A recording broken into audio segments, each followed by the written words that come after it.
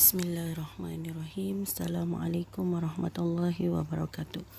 Okey, pada hari ini kita akan belajar subjek Tauhid, pelajaran 8, muka surat 27 yang bertajuk Kitab Injil. Okey, Kitab Injil. Okey, Kitab Injil ialah sebuah kitab yang diturunkan oleh Allah kepada Nabi Isa dalam bahasa Ibrani.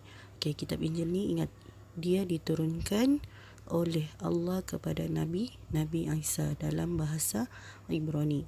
Okey, Kitab Injil mengandungi hukum dan amalan-amalan yang sesuai dengan kehidupan di zaman itu dan telah memansuhkan sesetengah daripada hukum-hukum yang ada di dalam kitab Taurat. Keterangan tentang keesaan Tuhan dan kelahiran Nabi Muhammad sallallahu alaihi wasallam juga disebut di dalam Kitab Injil. Okey, Kitab Injil ni dia mengandungi hukum-hukum dan amalan-amalan yang sesuai dengan kehidupan pada masa tersebutlah. Lepas tu dia telah memansuhkan beberapa hukum yang ada di dalam Kitab Taurat. Okey, maksudnya dengan turunnya Kitab Injil, dia memansuhkan beberapa hukum-hukum yang ada di dalam Kitab Taurat. Keterangan keesaan Tuhan dan kelahiran Nabi Muhammad juga disebut di dalam Kitab Injil. Okey, yang ketiga, naskah asal Injil tidak ada lagi pada masa ini dan semua salinannya juga telah diubah oleh padri-padri Kristian yang lahir selepas Allah Subhanahu wa taala mengangkat Nabi Isa alaihi salam ke langit dan mereka menamakannya sebagai perjanjian baru. Okey, naskah asal Injil tiada sudah sekarang. Okey, sebab semua naskah asal kitab Injil telah diubah oleh padri-padri Kristian yang lahir selepas Allah mengangkat Nabi Isa ke langit. Jadi mereka menamakan mereka menamakan naskah yang sudah diubah oleh padri Kristian tu dengan nama perjanjian baru. Okey, salinan-salinan kitab ini ada 5 buah, iaitu yang pertama Injil Matta. Okey, Injil Matta ni dikarang oleh Matius pada tahun ke-8 sesudah Nabi Isa AS diangkat ke langit. Okey, yang kedua Injil Markus. Injil Markus ni dia dikarang oleh Mark pada tahun ke-20 sesudah Nabi Isa diangkat ke langit. Okey, yang ketiga Injil Luka, dikarang oleh Luke pada tahun ke-30 sesudah Nabi Isa diangkat ke langit. Okey, yang keempat Injil Yuhanna. Injil Yuhanna ni dikarang oleh Johan pada kira-kira 45 tahun sesudah Nabi Isa diangkat ke langit. Okey, yang kelima Injil Barnaba. Injil Barnaba ni dikarang oleh Barnaba lah juga. Kandungannya hampir sama dengan yang asli yang menyebut tentang keesaan Allah, Nabi Isa juga sebagai Rasul dan keterangan tentang kebangkitan Nabi Muhammad sallallahu alaihi wasallam sebagai Rasul akhir zaman. Okey, ingat, salinan kitab Injil ada 5. Okey, yang pertama Injil Matta. Injil Matta ni dia dikarang oleh Matius. Okey, dikarang oleh Matius pada tahun ke-8 sesudah Nabi Isa diangkat ke langit. Okey, yang kedua pula Injil Markus. Injil Markus ni dikarang oleh Mark pada tahun ke-20 sesudah Nabi Isa diangkat ke langit. Okey, yang ketiga Injil Luka. Injil Luka dikarang oleh Luke. Pada tahun ke-30 sesudah Nabi Isa diangkat ke langit. Lepas tu Injil Yuhanna. Injil Yuhanna dikarang oleh Johan. Kira-kira 45 tahun sesudah Nabi Isa diangkat ke langit.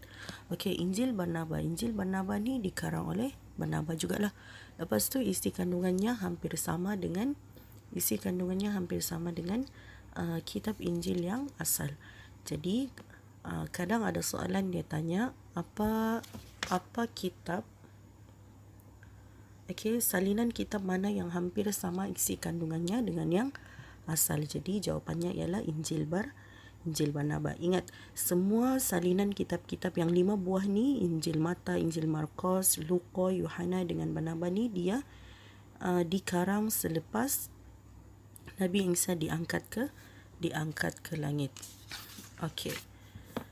Penghayatan pertama, manusia diperintahkan supaya mengesahkan Allah dan memuja nama-namanya.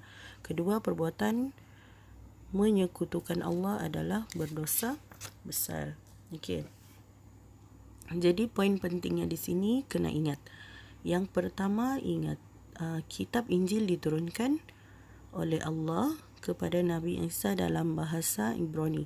Okey, nombor 1 letak 3 bintang. Okey, lepas tu nombor 2 letak 2 bintang. Okey, nombor 2 ni dia cerita tentang isi kandungan kitab Injil. Okey, lepas tu yang ketiga. Yang ketiga kena ingat naskah asal Injil tidak ada lagi, sebab semua padri-padri Kristian sebab salinannya telah diubah oleh padri-padri Kristian selepas Allah mengangkat Nabi Isa ke langit. Okey. Selepas diubah tu, kitab Injil tu dinamakan dengan Perjanjian Baru. Jadi salinan-salinan kitab Injil ada 5 buah. Okey, jadi kena ingat kelima-limanya kena ingat dan dikarang oleh siapa pada tahun ke berapa. Okey, sekarang sila buat latihan 1 dan 2 muka surat 28 dan muka surat 29. Okey, yang pertama tu soalannya. Jawab soalan-soalan berikut. Yang pertama, kepada siapakah kitab Injil diturunkan dan apakah bahasa yang digunakan dalam kitab ini? Okey, yang kedua, apakah perubahan yang berlaku di dalam kitab Injil? Okey, apa perubahan yang berlaku di dalam kitab Injil? Okey, kena ceritakan secara ringkaslah, jangan terlalu panjang. Okey, yang ketiga, setelah padri-padri Kristian mengubah kandungan kitab Injil dan menamakannya sebagai Perjanjian Baru, ada juga nama-nama lain salinan kitab tersebut. Tuliskan kesemuanya. Okey, yang ini Ustazah mahu kamu tulis nama-nama salinan kitab Injil yang baru dan siapa pengarangnya. Okey, tulis itu. Okey, yang keempat, apakah nama kitab Injil baru yang hampir sama kandungannya dengan kitab Injil yang lama? Okey, latihan kedua, macam biasalah, sesuaikan nama penulis kitab Injil baru dengan kitabnya.